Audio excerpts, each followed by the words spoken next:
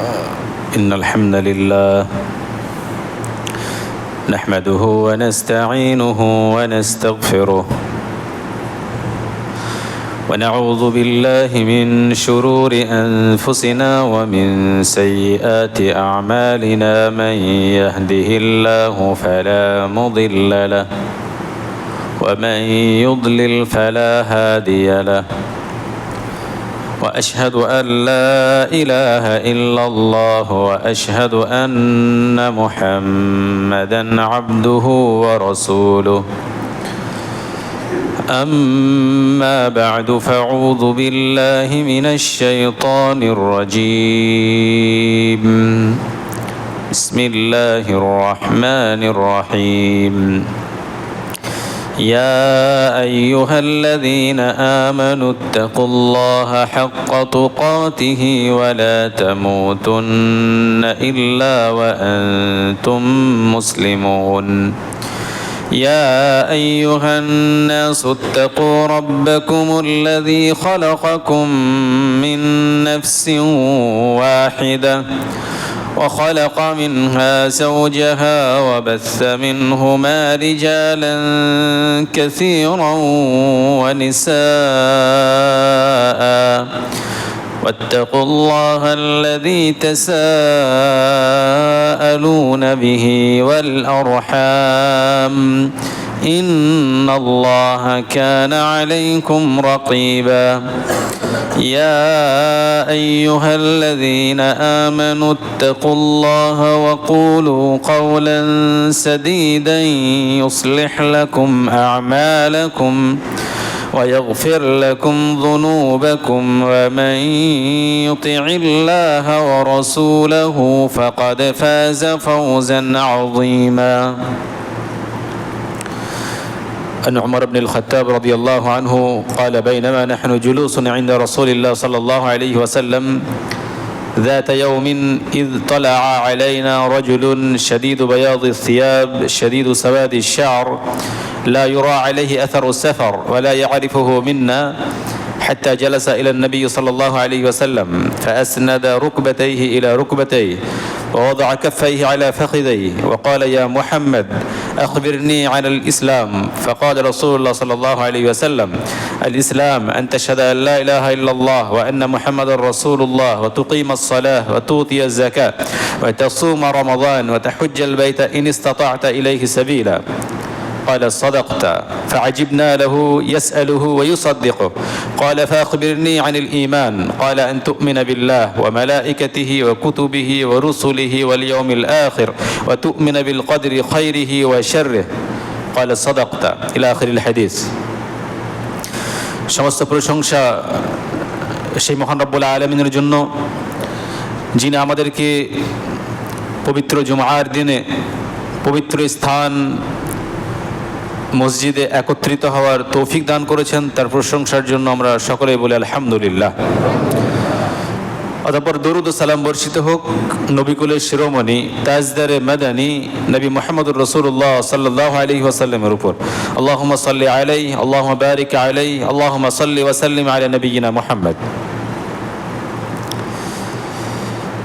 একটি হাদিসের কিছু অংশ পাঠ করেছি।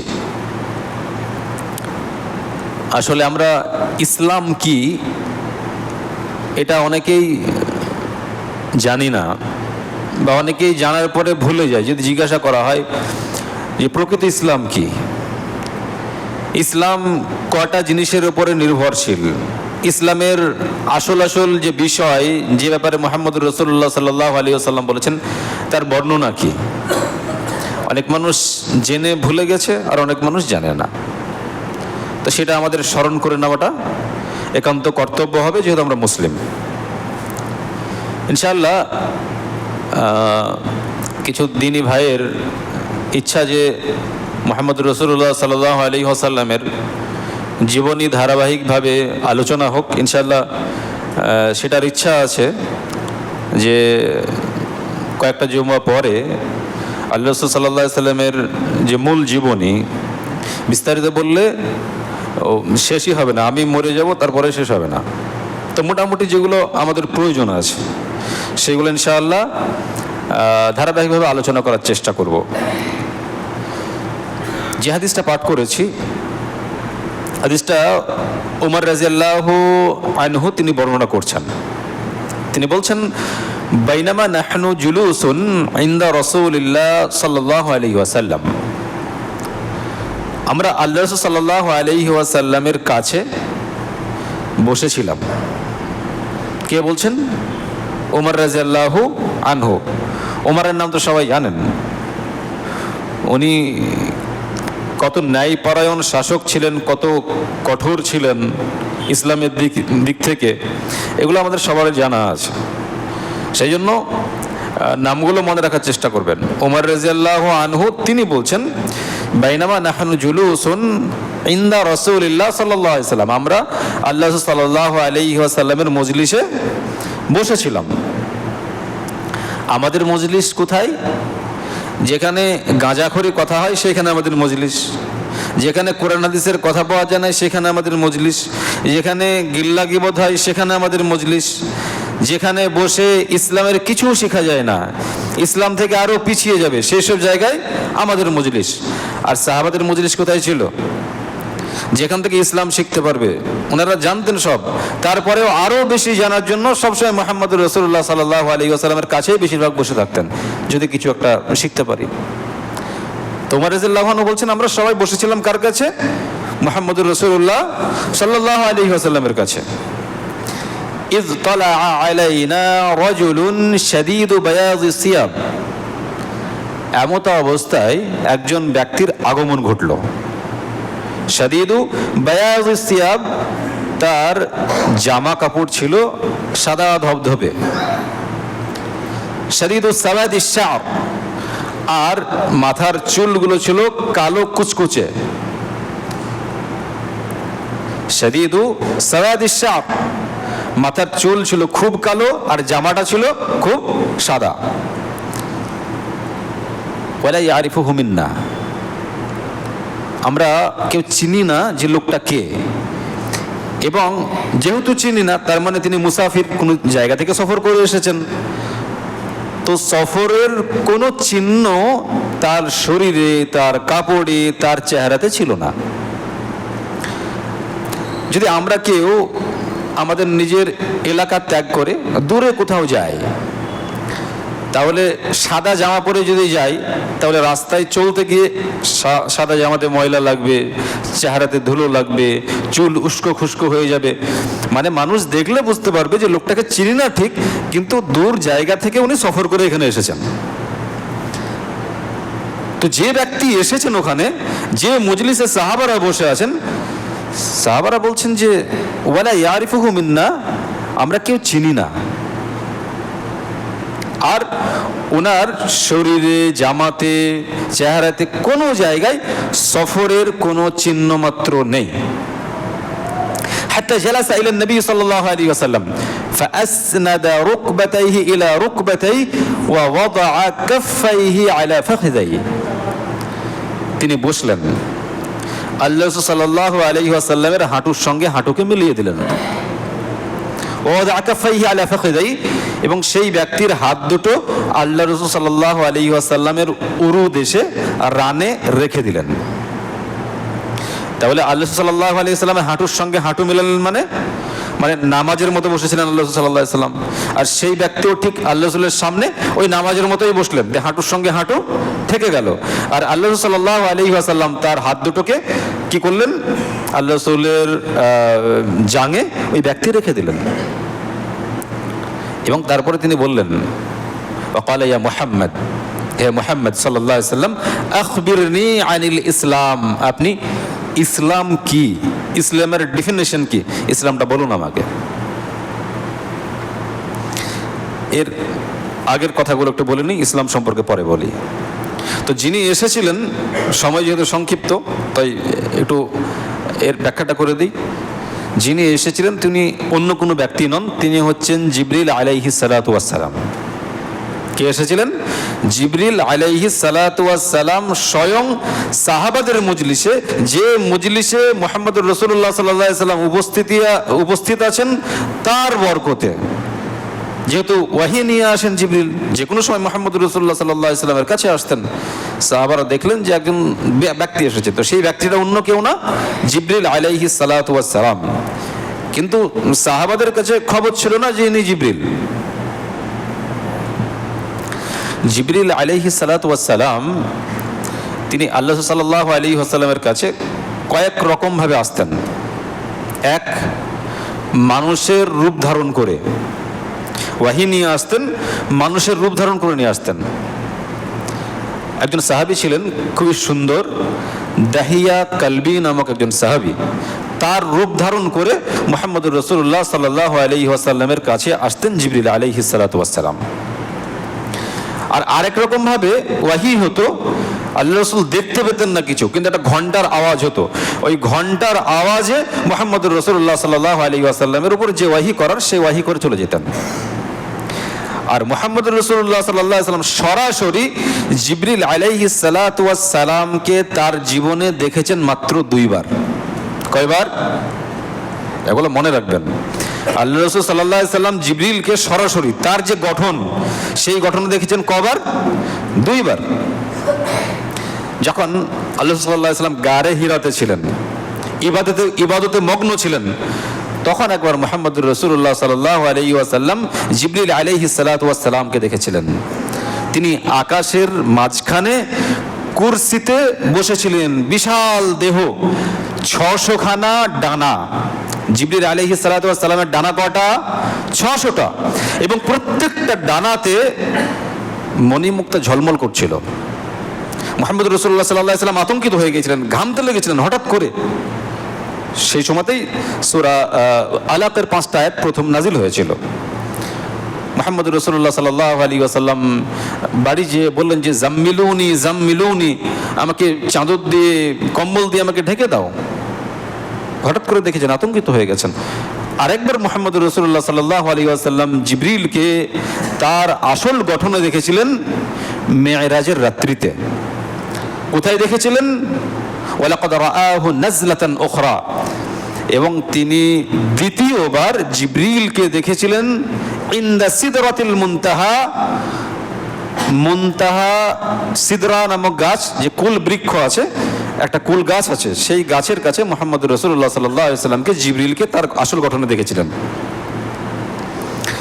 এখানে হাদিসে বলা হয়েছে যে কুল বৃক্ষ যেটা, সিদরা যে গাছটা, সেটা 6ষ্ঠ আসমানে আছে, 6 নম্বর আসমানে। কোন হাদিসে আসছে যে এটা আছে 7ম আসমানে, যেখানে কুল বৃক্ষ আছে তার উপরে আর কেউ যেতে পারবে না। মানে ফেরেশতাদের যে কাজ, সেই কাজটা সম্পূর্ণ সমাপ্ত হবে সিদরাতুল মুনতাহা, যার উপর আর কোনো যাওয়ার ফেরেশতাদের ক্ষমতা নেই, 7ম আসমান পর্যন্ত। তো হাদিসে সিদরাতুল মুনতাহা যে কুল বৃক্ষ, এটা 6ষ্ঠ আসমানে আছে কোন হাদিসে এসেছে, কোন হাদিসে এসেছে 7ম আসমানে আছে। তো ব্যাখ্যা এরকম ভাবে দেওয়া হয়েছে যে ওই কুল বৃক্ষের যে শিকড়, সেই শিকড় হচ্ছে 6ষ্ঠ আসমানে, আর তার ডাল যত কিছু সব ছড়িয়ে গেছে 7ম আসমান পর্যন্ত। সুবহানাল্লাহি বিহামদিহি। তো মুহাম্মদুর রাসূলুল্লাহ সাল্লাল্লাহু আলাইহি ওয়াসাল্লাম জিবরিলকে তার আসল রূপে মাত্র দেখেছিলেন কবার? 2 বার। জিবরিল আলাইহিস সালাতু ওয়াস সালামের ডানা আছে কয়টা? 600টা, এবং তার ডানাগুলোতে বিভিন্ন রকমের মণিমালা এইসবগুলো ঝলমল করে, সেইগুলো তার ডানাতে মুহাম্মদ রাসূলুল্লাহ সাল্লাল্লাহু আলাইহি ওয়াসাল্লাম দেখেছেন। তো এই হাদিসের মধ্যে আল্লাহ সাল্লাল্লাহু আলাইহি ওয়াসাল্লাম তিনি মানুষ রূপেই দেখলেন, এবং আল্লাহ সাল্লাল্লাহু আলাইহি ওয়াসাল্লামের কাছে এসে বসলেন। আল্লাহ সাল্লাল্লাহু আলাইহি ওয়াসাল্লামের জাঙে হাত রেখে দিয়ে বললেন, ওয়াকালা ইয়া মুহাম্মদ আখবিরনি আনিল ইসলাম, হে মুহাম্মদ সাল্লাল্লাহু আলাইহি ওয়াসাল্লাম, আপনি ইসলাম কি এটা আমাকে বলুন। এবার মুহাম্মদ রাসূলুল্লাহ সাল্লাল্লাহু আলাইহি ওয়াসাল্লাম বলছেন, আল ইসলাম أن تشهد أن لا إله إلا الله وأن محمد رسول الله وتقيم الصلاة وتؤتي الزكاة وتصوم رمضان وتحج البيت إن استطعت إليه سبيلا। ইসলাম হচ্ছে এ সাক্ষ্য দেওয়া যে আল্লাহ ছাড়া সত্য কোনো মাবুদ নেই, এবং মুহাম্মদ সাল্লাল্লাহু আলাইহি ওয়াসাল্লাম হচ্ছেন আল্লাহ তাআলার প্রেরিত রাসূল। তাহলে ইসলামের প্রথমটা কি? আল্লাহ রাসূল বললেন এই সাক্ষ্য দেওয়া যে আল্লাহ ছাড়া কোনো মাবুদ নেই, মানে যাবতীয় উপাসনা করা, ইবাদত বন্দেগী করা, সাহায্য চাওয়া, সমস্ত কিছু কার কাছে চাইতে হবে? আল্লাহ তাআলার কাছে। এটা হচ্ছে তাওহীদ, এটা হচ্ছে একত্ববাদ। আর তারপরে হচ্ছে যে এই যে তাওহীদ, একত্ববাদ, এটা পাবে কার মাধ্যমে? মুহাম্মদুর রাসূলুল্লাহ সাল্লাল্লাহু আলাইহি ওয়াসাল্লামের মাধ্যমে। আল্লাহ তাআলা যে ওয়াহি করেন মুহাম্মদ সাল্লাল্লাহু আলাইহি ওয়াসাল্লামকে, এবং তিনি মানুষকে যেটা পৌঁছিয়ে দেন, ঠিক সেই মোতাবেক মানুষ অনুসরণ করে এই মোতাবেক জীবনযাপন করবে। তারপর রাসূল সাল্লাল্লাহু আলাইহি ওয়াসাল্লাম বললেন ওয়াতুকিমাস সালাহ, 2 নম্বর 5 ওয়াক্ত নামাজ আদায় করা। ওয়াতুকিমাস সালাহ, নামাজ প্রতিষ্ঠিত করা। আল্লাহ তাআলা যে দিনের রাতে 5 ওয়াক্ত নামাজ আমাদের জন্য ফরজ করেছেন 17 রাকাত, এই নামাজ আদায় করা। ওয়াতুকিমাস সালাহ ওয়া তুতিয়াজ যাকাত, এবং 3 নম্বর হচ্ছে যাকাত প্রদান করা। 4 নম্বর ওয়া তাসুমা রমাদান, রমজান মাসের রোজা রাখা। 5 নম্বর ওয়া তাহুজ্জাল বাইতা ইন ইসতাতা'তা ইলাইহি সাবিলা, এবং বাইতুল্লাহর হজ করা যে ব্যক্তি এর ক্ষমতা রাখে, বাইতুল্লাহ পর্যন্ত যেতে পারবে, টাকা পয়সা আছে, তো এর জন্য ফরজ হচ্ছে যে বাইতুল্লাহর হজ করবে। তাহলে এই হাদিসে কটা কথা বললাম ইসলাম সম্পর্কে? 5টা। এই কথাগুলো আল্লাহ রাসূল কাকে বললেন? জিবরিলকে বললেন। প্রশ্ন কে করেছিলেন? জিবরিল করেছিলেন। মুহাম্মদুর রাসূলুল্লাহ সাল্লাল্লাহু আলাইহি ওয়াসাল্লাম যখন উত্তর দিলেন, উত্তর শোনার পরে তখন জিবরিল কি বললেন? ক্বালা সাদাক্তা, আপনি ঠিক বলেছেন, সত্য বলেছেন। সাহাবারা বলছেন ফাআজিবনা লাহু ইয়াসআলুহু ওয়া ইউসাদ্দিকু, আশ্চর্যের ব্যাপার, লোকটা তো জানতে চাইলো, আল্লাহ রাসূল জানিয়ে দিলেন যে ইসলাম কি, তারপর আবার লোকটা বলছে আপনি সত্য বলেছেন, ঠিক বলেছেন। ধরেন আপনি আমার কাছে জানতে আসলেন যে মৌলানা সাহেব আমি এই জিনিসটা জানতে চাইছি, কি কি হবে একটু বলুন তো, আমাকে কি করতে হবে। আমি আপনাকে যখন বলবো যে আপনাকে এই করতে হবে, আপনার প্রশ্ন অনুযায়ী এই কাজগুলো করবেন, তখন আপনি যদি বলেন হ্যাঁ হ্যাঁ আপনি ঠিকই বলেছেন, তার মানে আপনার জানা আছে, তাহলে জানা আছে তাহলে আবার প্রশ্ন করছেন কেন? তো মুহাম্মদ রাসূলুল্লাহ সাল্লাল্লাহু আলাইহি ওয়াসাল্লামকে প্রশ্ন করার পরে তিনি বিস্তারিতভাবে সব বলে দিলেন যে ইসলাম হচ্ছে এটা। তাহলে ইসলামের যে 5টা কথা আল্লাহ সাল্লাল্লাহু আলাইহি ওয়াসাল্লাম বলেছেন, এক হচ্ছে এক আল্লাহর ইবাদত বন্দেগী করা, এবং মুহাম্মদুর রাসূলুল্লাহ সাল্লাল্লাহু আলাইহি ওয়াসাল্লামকে রাসূল হিসাবে জানা, আর 2 নম্বর হচ্ছে 5 ওয়াক্ত নামাজ আদায় করা, 3 নম্বর হচ্ছে যাকাত প্রদান করা, 4 নম্বর হচ্ছে রমজান মাসের রোজা রাখা, আর 5 নম্বর হচ্ছে হজ করা। এটা হচ্ছে ইসলাম। আমি যদি মুসলিম বলি তো আমাকে এই 5টা কাজ করতে হবে। এর মধ্যে আকিকা আছে নাকি? এর মধ্যে আকিকা আছে?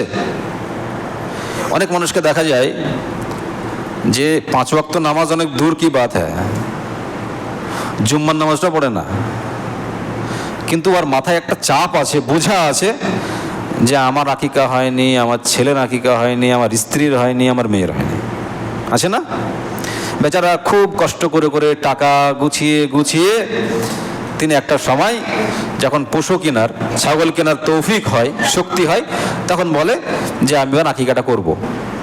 কোনো ব্যক্তি যদি আকিকা না করে, করতে পারলো না, গরিব মানুষ, কোনো সমস্যা নেই, ইসলাম থেকে বেরিয়ে যাবে না, কোনো সমস্যা হবে না, গুনাহ হবে না, কারণ তিনি পারেননি, এটা সুন্নাহ। তাহলে মূল ইসলাম যেটা, সেই জিনিসটা মানুষ এখন ভুলে গিয়ে যেটা আসল ইসলাম নয়, যেটা না করলে সে কাফের হবে না, যেটা না করলে সে ইসলাম থেকে খারিজ হবে না, সেটা নিয়ে রাত্রের ঘুম পর্যন্ত অনেক মানুষের হারাম হয়ে যায়, যেমন আকিকাই হয়নি। সম্মানিত উপস্থিতি, আমরা যেমনভাবে মুহাম্মদুর রাসূলুল্লাহ সাল্লাল্লাহু আলাইহি ওয়াসাল্লাম ইসলাম শিখিয়েছেন, ঠিক এরকম ভাবে যদি আমরা ইসলামকে জেনে তার উপরে আমল করি, তাহলে আমরা প্রকৃত মুসলিম হতে পারবো। গত 2-4 দিন আগে একজন ব্যক্তি বলছে আমার স্ত্রীকে কালো জাদু করেছে, কালো জাদু করেছে, তো বেচারা এখানে সেখানে খুব ছোটাছুটি করেছে, এমনকি কোনো হিন্দু ওঝার কাছে ওর স্ত্রীকে নিয়ে গিয়েছিল। মৃত্যু মানুষের যে হাড়গুলো হয় ওরা সাধন করে, সেই হাড় দিয়ে নাকি ওই মেয়েটার উপরে ওই হাড়টাকে ঘুরিয়েছে, তন্ত্র মন্ত্র দ্বারা ওই মেয়েটার ট্রিটমেন্ট করেছে। এখন কথা হলো, কোনো মুসলিম যদি এটা করে সেটা তো ইসলাম থেকে খারিজ হয়ে যাবে, এটা তো শিরিক। মুহাম্মদ রাসূলুল্লাহ সাল্লাল্লাহু আলাইহি ওয়াসাল্লাম তো ইসলামের প্রথম শিক্ষাই দিয়েছেন যে শিরিক থেকে মুক্ত থাকা। আপনি কোনো ওঝার কাছে যাবেন যে তন্ত্রমন্ত্র দিয়ে, হাড় দিয়ে, মানুষের মাথা দিয়ে আপনাকে করবে, ট্রিটমেন্ট করবে, ঝাড়ফুঁক করবে, আপনি তো শিরিক করছেন, ইসলামের সঙ্গে আপনার সম্পর্ক তো থাকবে না। তাহলে প্রকৃত যে ইসলাম, সেই ইসলামের ওপর আমরা থাকছি না। আসলে ইসলামটাকে এখনো আমরা কি জিনিস এটা বুঝতে শিখিনি। সম্মানিত উপস্থিতি, মুহাম্মদ রাসূলুল্লাহ সাল্লাল্লাহু আলাইহি ওয়াসাল্লাম বলছেন, عن أنس بن مالك قال سمعت رسول الله صلى الله عليه وسلم يقول قال الله تبارك وتعالى يا ابن آدم إنك لو أتيتني بقراب الأرض خطايا ثم لقيتني لا تشرك بي شيئا لأتيتك بقرابها مغفرة। আনাস রাদিয়াল্লাহু আনহু বলছেন, আমি মুহাম্মদুর রাসূলুল্লাহ সাল্লাল্লাহু আলাইহি ওয়াসাল্লামকে বলতে শুনেছি, আল্লাহ তাআলা বলেন, অর্থাৎ হাদিসে কুদসি আল্লাহ তাআলা কি বলেন, ইয়া ইবনা আদম, হে আদম সন্তান, ইন্নাকা লাউ আতাইতানি বিকরাবিল আরদি খতায়া, তুমি যদি আমার নিকট এই পৃথিবী ভর্তি পাপ নিয়ে আসো, তুমি পাপ করেছো কিন্তু পৃথিবী ভর্তি পাপ, কিন্তু শিরিক মুক্ত অবস্থায় আমার সঙ্গে সাক্ষাৎ করেছো, কোনো শিরিক নাই, আল্লাহর সঙ্গে কোনো শিরিক করনি, না তাবিজ বেঁধেছো, না কোনো তাগা বেঁধেছো, না জন্ডিজের মালা পরেছো, না কোনো তন্ত্র মন্ত্র দ্বারা কোনো কাফেরের কাছে গিয়ে ঝাড়ফুঁক করেছো, এইসবগুলো কিছু করনি, কোনো শিরিক করনি, শিরিক মুক্ত অবস্থায় সাক্ষাৎ করেছো, কিন্তু অনেক পাপ আছে। আল্লাহ সাল্লাল্লাহু আলাইহি ওয়াসাল্লাম বলছেন, আল্লাহ তাআলা ঘোষণা দেবেন, লা আতাইতুকা বিকরাবিহা মাগফিরা, যাও আমি তোমার পৃথিবী ভর্তি পাপকে ক্ষমা করে দিলাম। সুবহানাল্লাহ। সম্মানিত উপস্থিতি, আমরা যদি শিরিক মুক্ত জীবনযাপন করতে পারি, যদি আমাদের সামান্য কিছু পাপ থেকে থাকে, আল্লাহ যদি চান কিয়ামতের দিনে সমস্ত পাপ ক্ষমা করে দিবেন। শর্ত হচ্ছে আপনাকে শিরিক মুক্ত অবস্থায় জীবনযাপন করতে হবে। কেন আপনাকে কালো জাদু করবে, কেন আপনাকে কেউ বান মারবে, এটা হয় কি করে? তার মানে আপনি নামাজ পড়েন না, দোয়াগুলো আমল করেন না, সেই জন্য ওটা তো আপনার গাফিলতি। আপনার নামাজ নাই, দোয়া নাই, আপনি ঠিকভাবে আমল করেন না, সেই জন্য কালো জাদু করে, আর সেই জন্যই আপনার উপর জিনে আসার করে, বিভিন্ন রকম ভাবে বান মারে, এগুলো হয় আপনার নিজের দোষে। সম্মানিত উপস্থিতি, তো আল্লাহ রাসূল সাল্লাল্লাহু আলাইহি ওয়াসাল্লাম ইসলামের যে শিক্ষা দিলেন সেটা হচ্ছে তাওহীদ, শিরিক মুক্ত জীবনযাপন করা। আর ইসলামের দ্বিতীয় কাজ যেটা, সেটা হচ্ছে আপনি যখন বললেন আমি লা ইলাহা ইল্লাল্লাহ পড়লাম, যত রকমের যা কিছু, আমি ধ্বংস হয়ে যাব, পরিবার ধ্বংস হয়ে যাবে, কিন্তু আল্লাহ ছাড়া অন্য কারো কাছে কোনোদিন মাথা নত করব না, কোনোদিন শিরক করব না। যখন এটা আপনি মেনে নেবেন, তখন আপনার দ্বিতীয় কাজ হচ্ছে 5 ওয়াক্ত নামাজ আদায় করা। আপনি বলবেন শিরক করব না, হ্যাঁ, কিন্তু নামাজ পড়বেন না, তাহলে আপনি প্রকৃত মুসলিম নন। প্রকৃত মুসলিম হতে গেলে আপনাকে 5 ওয়াক্ত নামাজ আদায় করতে হবে। মুহাম্মদুর রাসূলুল্লাহ সাল্লাল্লাহু আলাইহি ওয়াসাল্লাম বলেছেন, আল আহদুল্লাযী বাইনানা ওয়া বাইনাহুম আস-সালাহ ফামান তারাকাহা ফাকাদ কাফারা। আমাদের মাঝে মানে মুসলিমদের মাঝে, এবং তাদের মাঝে, তাদের মাঝে মানে কাফেরদের মাঝে, আমাদের মাঝে আর তাদের মাঝে মানে মুসলিমদের মাঝে আর কাফেরদের মাঝে পার্থক্যকারী বিষয় হচ্ছে নামাজ ছেড়ে দেওয়া। ফামান তারাকাহা ফাকাদ কাফারা, যে ব্যক্তি নামাজ ছেড়ে দেবে সে ব্যক্তি কাফের হয়ে যাবে। সম্মানিত উপস্থিতি, আপনি নিজেকে মুসলিম যদি বলেন, তাহলে আপনার জন্য এটা মাস্ট, এটা বাধ্যতামূলক, আপনাকে নামাজ আদায় করতেই হবে, কোনো রকমের কোনো ছাড় নেই। আপনি আকিকা দেন না দেন কোনো সমস্যা নাই, কোরবানি দেন না দেন কোনো সমস্যা নাই, কিন্তু নামাজে কোনো ছাড় নেই, কোনো কনসিডার নেই। যেমন মাথা ছাড়া, আপনার মাথা যদি কেটে নাই তো শরীরের কোনো মূল্য নেই। একটা হাত যদি কাটা যায় তাও বেঁচে থাকবেন, আরেক মানুষ এক হাতে এক পায়ে চলে বেড়ায়, কোনো সমস্যা হয় না, কিন্তু যদি বলে মাথাটাই কেটে নেওয়া হবে, তাহলে আপনার থাকলেন না, ঠিক আছে, আপনার কবরে যেতে হবে নিশ্চিতভাবে, এর কোনো ট্রিটমেন্টই নেই। না, হাত যদি কেটে পড়ে যায় তো ট্রিটমেন্ট আছে, ট্রিটমেন্ট করে আপনি এক হাতেই চলে ফিরে বেড়াতে পারবেন। তো যে ব্যক্তির মধ্যে তাওহীদ নাই, নামাজ নেই, সেই ব্যক্তির জেনে নেন যে মাথায় নাই, সব আছে মাথা নাই। তো মাথা নাই মানে আর মানুষ নেই, কবরে যেতে হবে। আর ইসলামের 3 নম্বর যেটা, সেটা হচ্ছে আল্লাহ শিক্ষা দিলেন যে যারা বড় লোক তারা যাকাত আদায় করবে। 4 নম্বর হচ্ছে রমজান মাসে রোজা রাখবে। আর যাদের টাকা পয়সা আছে, বাইতুল্লাহ যাওয়ার ক্ষমতা রাখে, তারা হজ করবে। তো এটা হচ্ছে ইসলাম। এরকম ভাবে মুহাম্মদুর রাসূলুল্লাহ সাল্লাল্লাহু আলাইহি ওয়াসাল্লাম শিক্ষা দিলেন। সম্মানিত উপস্থিতি, সময় যেহেতু শেষের দিকে, আমি ইমানে আর ঢুকছি না, প্রবেশ করছি না, এর হালকা একটু ব্যাখ্যা দিয়ে দিই। আমরা অনেকেই আছি তাওহীদ এটাকে মেনে নিচ্ছি, ঠিক আছে, আল্লাহর সঙ্গে শরিক করব না। নামাজ ঠিক আছে মেনে নিলাম, নামাজ পড়ছি। জাকাতে অনেকের ঘাটতি আছে, অনেকে দেয় অনেকে দেয় না, অনেকে দেয় অল্প, অনেকে দেয় পূর্ণাঙ্গ, অনেকে বলে পরের বছর দেখছি। আর রোজাতেও সমস্যা নেই, রোজা অনেকে রাখে, আবার অনেকেই রোজার সময় আবার সুগার বেড়ে যায়, অনেক কিছু প্রেশার বেড়ে যায়, অনেক সমস্যা হয়। সেই জন্য অনেকে আবার ইচ্ছা করে রোজা রাখে না, মানে 12 মাস সুস্থ, কিন্তু রোজার সময় আবার একটু অসুস্থ হয়ে পড়ে, শরীর নিতে পারে না। আর 5 নাম্বার হচ্ছে বাইতুল্লাহর হজ করা। অনেক মানুষের টাকা পয়সা আছে, হজ ও করে আসবে, ওর টাকা পয়সাতে কোনো প্রভাবই পড়বে না, কিন্তু গাফেলতি করে যায় না। ঠিক আছে পরের বছর যাবো, পরের বছর যাবো করতে করতে বুড়ো হয়ে যায়, যখন ওখানে গিয়ে চলাফেরা করতে পারবে না তখন গিয়ে হজ করতে যায়।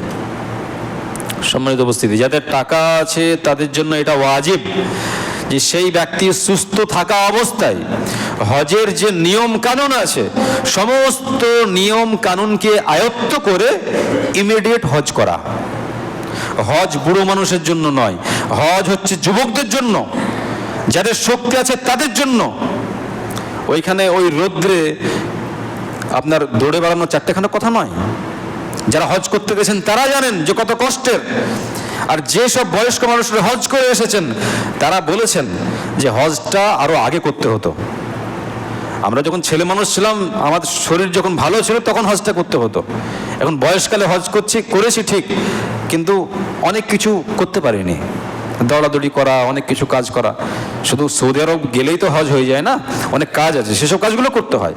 সেই জন্য যাদের টাকা পয়সা আছে তাদের কাছে অনুরোধ হবে যে হজের নিয়ম কানুনগুলো ইমিডিয়েট আয়ত্ত করে, দোয়াগুলো মুখস্থ করে হজের সংকল্প করা যে তাড়াতাড়ি হজ করব। আল্লাহ তাআলা আমাদের সবাইকে সঠিকভাবে ইসলাম মানার, যে ইসলামের কথাগুলো বললাম প্রত্যেককে আল্লাহ তাআলা এগুলো মেনে চলার, এগুলো আয়ত্ত করার, এর উপরে আমল করার তৌফিক দান করেন, আমিন।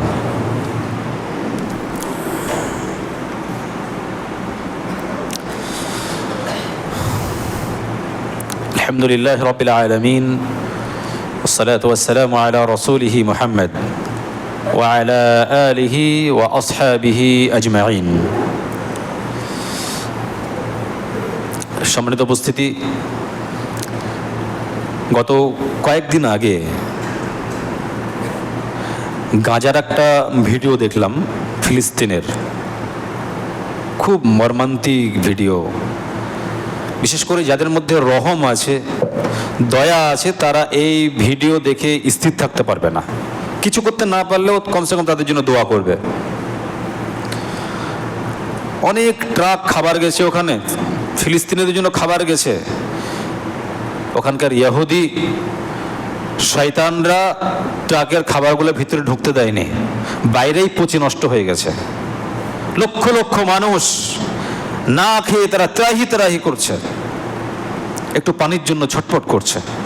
একটা বাচ্চা মেয়ে কোনো জায়গা থেকে পানি ফোঁটা ফোঁটা হয়ে পড়ছে, ওই ফোঁটা ফোঁটা পানিতে মুখ লাগিয়ে ওটা খাচ্ছে, দেখে চোখ দিয়ে পানি আসছে। কিন্তু তাদের জন্য তো আমাদের সেরকম কিছু করণীয় নেই, শুধু দোয়া ছাড়া। আল্লাহ, তুমি গাজাবাসীদেরকে, ফিলিস্তিনিদেরকে তোমার যে রহমত আছে, দয়া আছে, সমস্ত রহমত এবং দয়া দিয়ে তাদেরকে সাহায্য করো, বড় আমিন। আল্লাহ, গাজাবাসীদেরকে তথা এই বিশ্বে যেসব জায়গায় মুসলমানরা বসবাস করছে তাদের উপরে অমুসলিম শাসক যে অত্যাচার করছে, সেসব অমুসলিম শাসকদেরকে, যারা ইসলামের দুশ্মন, মুসলিমদের দুশ্মন, আল্লাহ তুমি তাদেরকে প্রথমত ইসলাম বোঝার তৌফিক দাও, তাদেরকে হেদায়াত করো। যদি হেদায়াত না করো, তাদের দ্বারাতে যদি ইসলামের ক্ষতি হয়, মুসলিমদের ক্ষতি হয়, আল্লাহ তুমি তাদেরকে হালাক করো, ধ্বংস করো, আমিন। আল্লাহ তুমি ইসরায়েলকে ধ্বংস করো, আমিন। আল্লাহ তুমি ওইসব ইহুদিদেরকে ধ্বংস করো যারা ফিলিস্তিনিদেরকে নির্মমভাবে হত্যা করছে, তাদেরকে তুমি ধূলিসাৎ করে দাও, আমিন। আল্লাহ, আমাদের ভারতের বুকে মুসলিমদের উপর বিভিন্ন জায়গায় বিভিন্ন রকম ভাবে টর্চার হচ্ছে, আল্লাহ যারা করছে তাদেরকে তুমি ছাড় দিয়েছো, তুমি কিন্তু ছাড় দাও না, এটা আমরা জানি। আল্লাহ তারা অতিরিক্ত জুলুম অত্যাচার করছে, মুসলিমদেরকে কোণঠাসা করার চেষ্টা করছে। এইসব জালেম, এইসব বেয়াদবদেরকে আল্লাহ তুমি হালাক করো, ধ্বংস করো, আমিন। আল্লাহ তুমি মুসলিমদেরকে ইসলাম বুঝে ইসলামের উপরে অটল থাকার তৌফিক দান করো, আমিন। আকুলু কাওলি হাযা আস্তাগফিরুল্লাহ লি ওয়া লাকুম ওয়া লিসাইরিল মুসলিমিন।